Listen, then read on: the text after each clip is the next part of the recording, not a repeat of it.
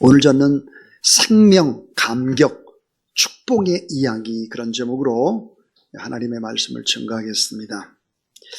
자, 이런 화면을 보시게 되면 이제 제주도의 봄 풍경이 나옵니다. 한번 화면을 보시죠. 봄 풍경이 너무너무 아름답죠. 놀랍게도 이 봄 풍경은 챗GPT에게 미켈란젤로의 화풍으로 그려달라 해서 그린 것입니다. 참 한번 쭉 넘어가 보세요. 얼마나 그림을 잘 그렸는지 상상할 수가 없는 얘기들이죠. 자, 만약에 주사랑교회 풍경도 미켈란젤로의 화풍으로 좀 그려달라 그러면 그대로 그려줄 수 있죠. 1500년 전의 화가 미켈란젤로, 그가 그린 화풍으로 뚝딱 그려낼 수 있습니다. 자, 여러분, 르네상스 시대의 이탈리아의 건축가요, 조각가요, 화가라는 천재 그림 솜씨로 우리는 다시 그 그림을 볼 수 있는 이런 시대에 살아갑니다. 최첨단의 시대를 살아가죠. 챗GPT는 기계학습을 통해서 웹에 올려진 수많은 문서들을 보고 학습을 하면서 이를 통해서 지식을 축적한 후에 그 바탕으로 인간처럼 추론이 가능하고 엄청난 사고력을 가진 그런 기계가 됐습니다. 그런데 여러분, 아주 중요한 것이 있습니다. 그 중요한 것이 무엇일까? 그것은 이 챗GPT는 하나님의 뜻을 분별하고 하나님의 뜻을 깨달을 수는 없죠. 자, 전능하신 하나님을 각자 체험한, 직접 만난 경험이 없는 것입니다. 각자의 성품과 기질에 맞게 내게 주시는 하나님, 하나님과의 만남과 체험이 없죠. 생생한 간증이 없습니다. 경험적인 이야기가 없는 거예요. 남의 간접적인 이야기만 있을 뿐이지 나의 생생한 경험, 체험이 없다 하는 것입니다. 사랑하는 여러분, 우리는 수많은 이야기들과 생생한 체험을 가지고 인생을 살아갑니다. 자, 심리학자들에 따르면 태어나면서부터 지금까지 살아오며 수많은 경험과 부딪히고 만났던 모든 이야기는 사라지는 것이 아니다. 마음이라고 하는 무의식, 그 무의식의 커다란 항아리 안에 차곡차곡 쌓여 있는 것입니다. 그런데 항아리에 담겨져 있는 어떤 이야기가 우리의 마음을 지배하는가에 따라서 행복하게도 되고 불행하게도 되는 것입니다. 또 우리의 신앙과 우리의 인격도 엄청난 차이를 보일 수 있다 하는 것입니다. 자, 무의식이라는 이 항아리 속에 어떤 많은 사람들은 상처의 이야기를 가지고 삽니다. 분노, 한 맺힌 이야기, 좌절과 실패의 얘기, 죽음의 이야기, 그래서 많은 열등감을 가지고 살아가죠. 인생에 행복할 리가 없어요. 그런데 여러분, 예수 그리스도를 만나면, 부활하신 주님을 만나게 된 어떤 일이 벌어질까? 생명과 감격과 기쁨의 체험을 하게 되고, 하나님을 만난 이야기를 가지고 생명력 넘치는 인생을 살아간다 하는 것입니다. 오늘 여러분, 각자 예배드리는 여러분, 가정에서 예배드리는 우리 귀한 우리의 성도들 한번 생각해 볼 것이 있죠. 나는 어떤 이야기를 어렸을 때 경험했고, 난 어떤 이야기 속에서 내 인생을 살고 있는가를 생각해 봐야 합니다. 죽음의 권세를 깨뜨리시고 죄의 권세를 이기시고 부활하신 예수 그리스도 생명의 부활을 축하하는 오늘, 난 어떤 이야기를 품고 인생을 살아가는가? 자, 부활절 오늘은 죽음의 이야기, 한 맺힌 이야기, 분노와 실패와 좌절의 이야기를 마음에서 덮어버리고 땅에 묻어버리고 부활하신 주님을 만나는 이야기, 새 생명을 얻는 이야기, 축복의 이야기, 믿음과 소망의 이야기, 생명이고 예수 그리스도와 함께 이 세상을 만드는 은혜가 임하고 생명력이 임하고 다시 아름다운 이야기를 써내려가는 여러분 되길 주의 이름으로 축원합니다. 미국의 종교학자 가운데 윌리엄 제임스는 그의 책에서 종교 체험의 다양성이라는 책에서 예수 그리스도를 믿고 거듭나고 그리고 새롭게 변화된 경험이 너무너무 중요하다 그랬습니다.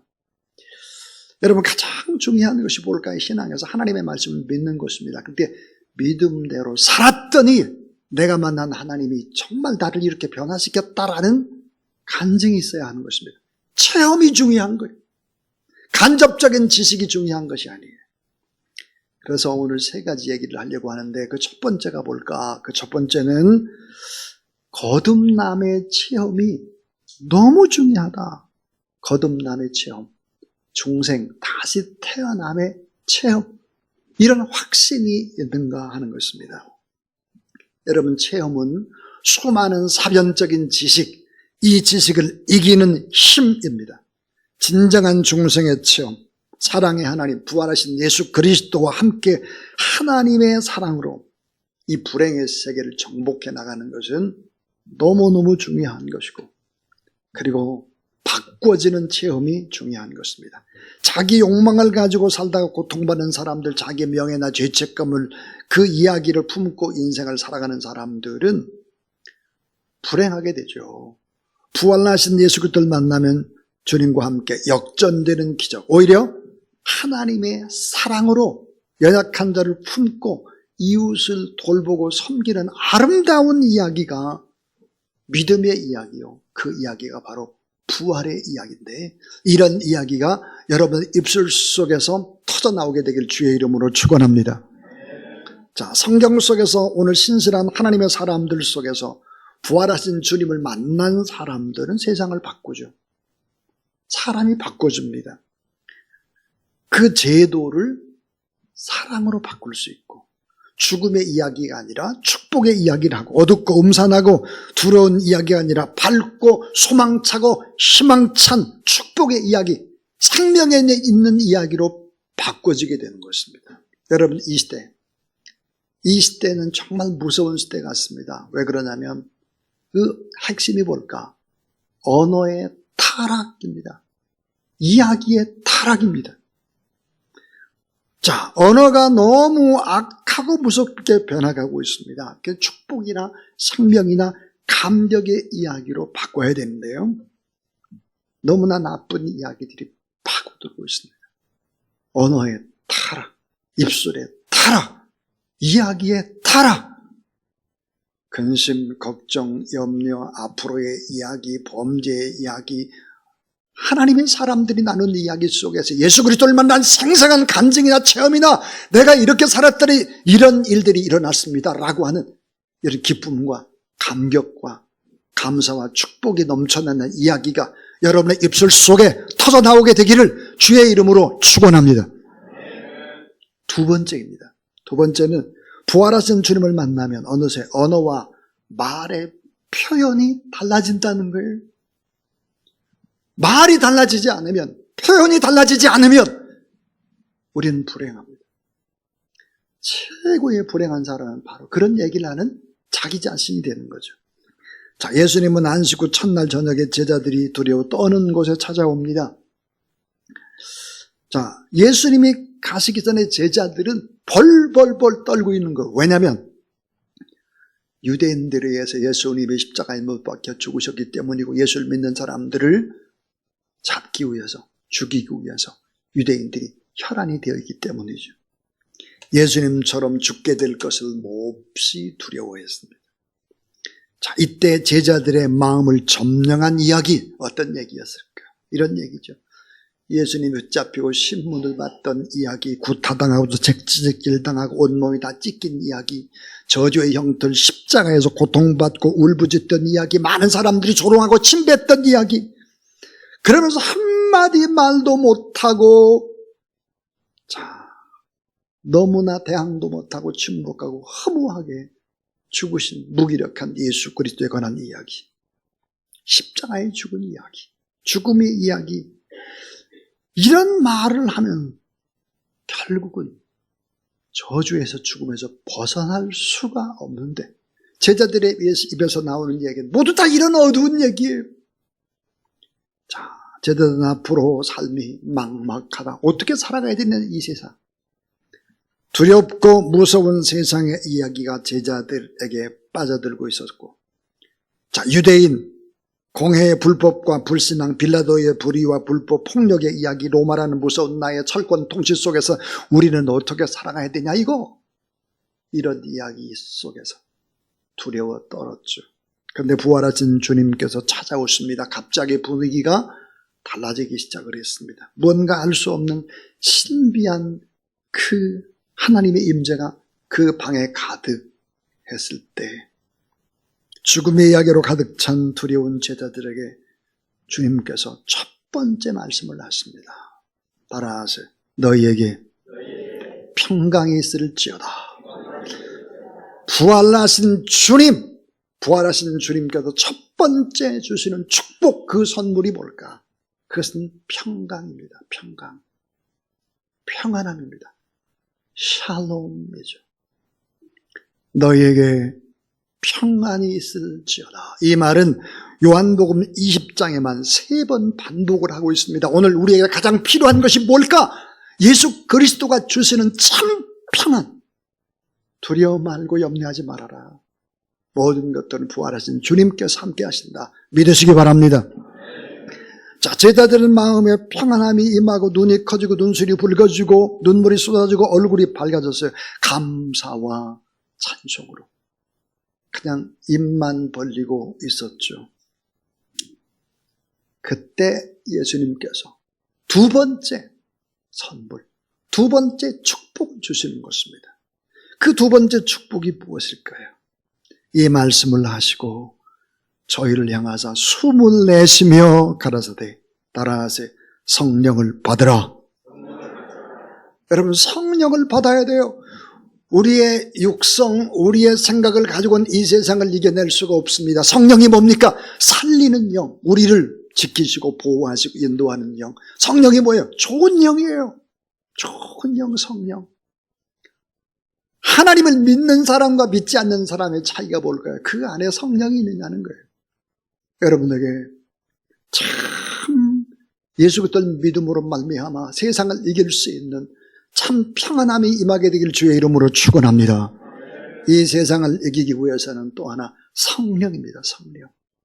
성령의 능력, 이 능력이 우리 교회 안에 여러분의 심령 가운데 충만하게 되길 주의 이름으로 축원합니다. 성령의 역사가 아니면 우리는 이 세상을 이겨낼 재간이 없어요. 안 됩니다.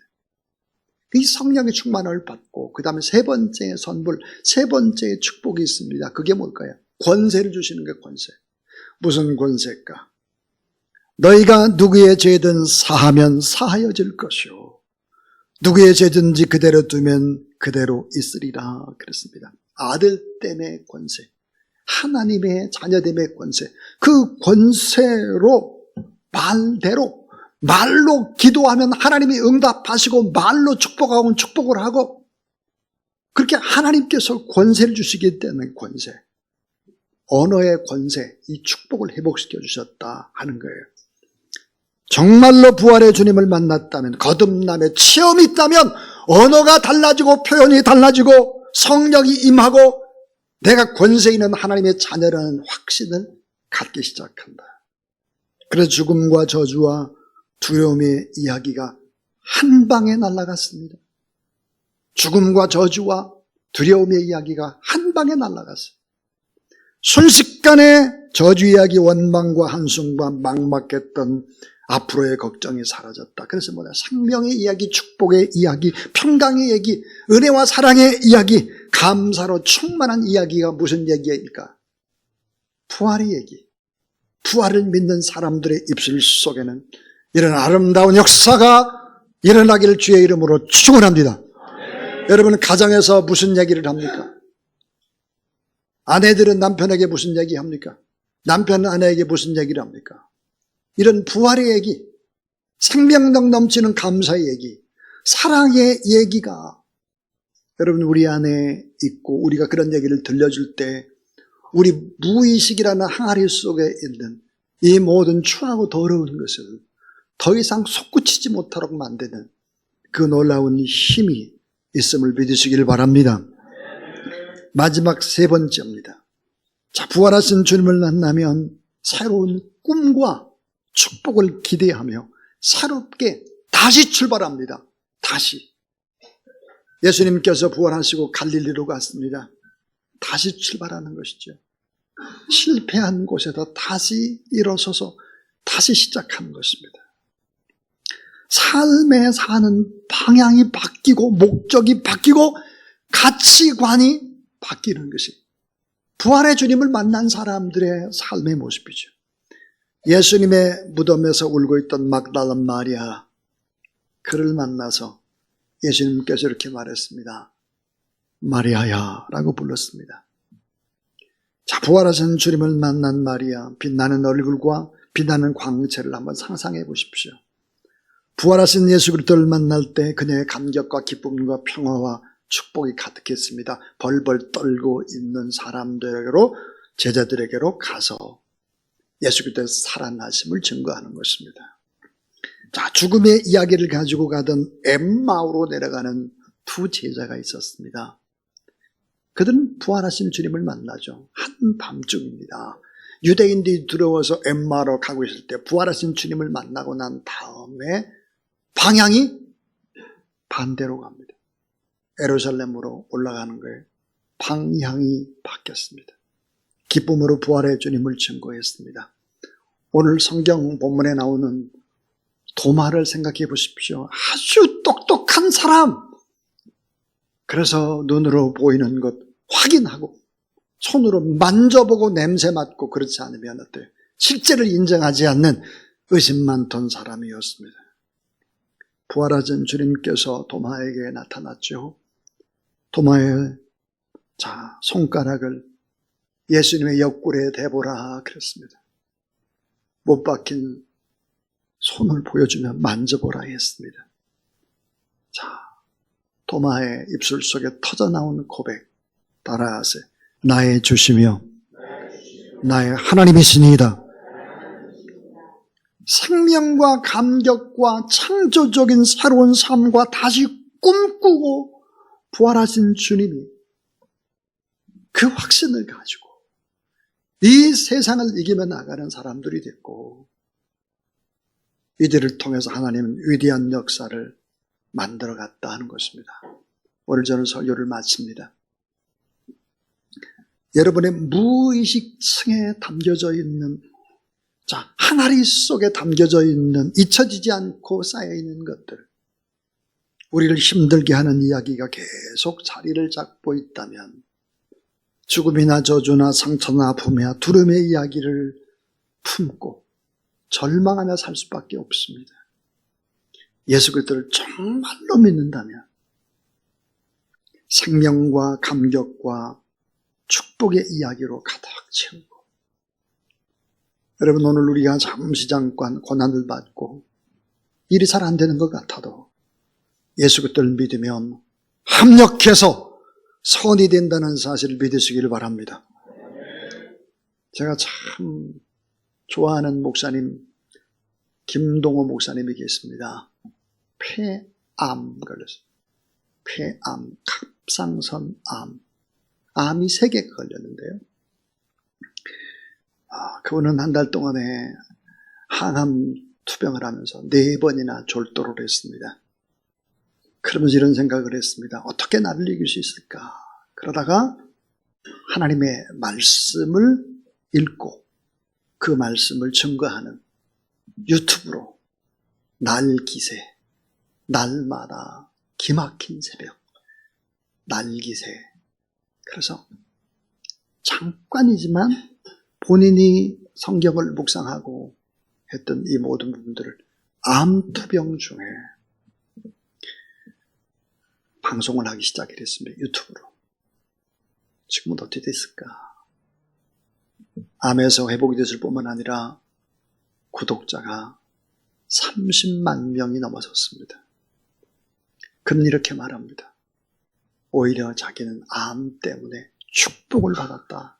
3가지 암 때문에 죽음의 사선을 왔다 갔다 했지만 자기는 오히려 큰 축복이다.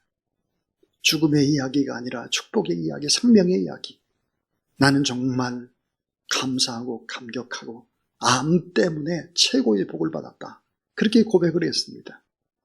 사랑하는 여러분, 우리를 낙심케 하는 일들이 얼마나 많습니까? 부활의 신앙으로 회복하고 일어나는 여러분 되길 주의 이름으로 축원합니다. 모든 죽음의 이야기, 저주의 이야기를 한 방에 날려버렸던 예수 그리스도, 생명과 축복의 체험적인 이야기로 아름답게 제자에게를 인도하셨던 부활의 주님께서 여러분에게도 그런 귀한 역사가 일어나게 되기를 주의 이름으로 축원합니다.